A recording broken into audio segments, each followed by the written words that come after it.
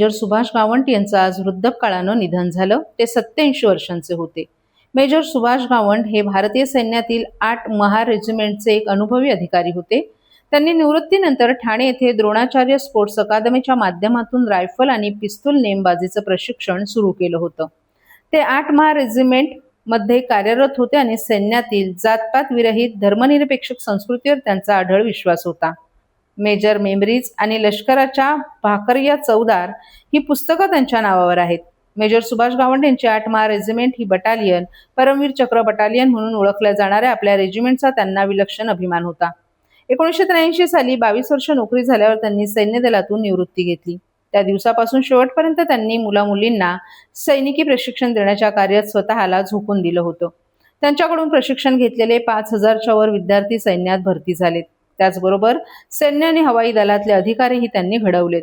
पहाटे येऊरचा डोंगर चढत त्यांनी स्वतःला तंदुरुस्त ठेवलं होतं. सैनिकी जीवनातील अनुभव त्यांनी लष्करच्या भाकऱ्या चौदार आणि इंग्रजी भाषेतील मेजर मेमरीज या पुस्तकात शब्दबद्ध केलेत. सैन्यातून बाहेर पडल्यावर मेजर गावंड यांनी सर्वप्रथम जिज्ञासा या संस्थेच्या माध्यमातून जिज्ञासा संडे मिलिटरी स्कूलची स्थापना केली. गेली 18 वर्ष ही शाळा जोमानं सुरू आहे.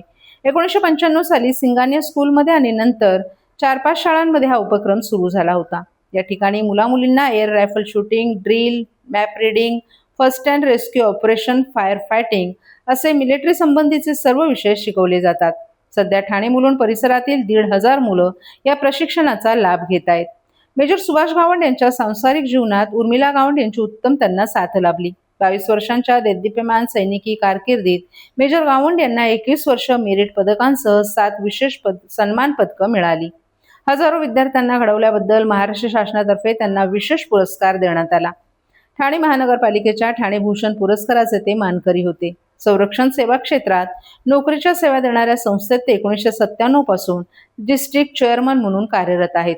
महाराष्ट्र सरकारच्या भ्रष्टाचार विरोधी समितीवर त्यांची नियुक्ती झाली होती. मात्र या सर्व सन्मानांच्या पलीकडे त्यांना तेव्हा खरा आनंद झाला जेव्हा त्यांच्या एखाद्या विद्यार्थ्यांच्या खांद्यावरील स्टार वाढले होते.